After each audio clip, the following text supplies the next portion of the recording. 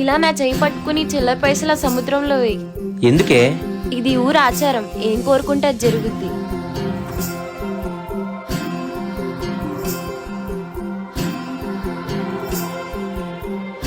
ఏం కోరుకున్నావే?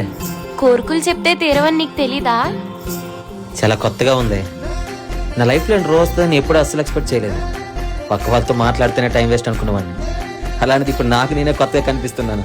ఇప్పటి వరకు ఎందుకు విష్ణు ఎవరిని లవ్ చేయలేదు? లవ్ అంటే భయమే, చాలా భయం. ఇద్దరు ప్రేమలో ఉన్నప్పుడు ఒకరంటే ఒకరు ప్రాణం అనే మాట్లాడుకుంటారు.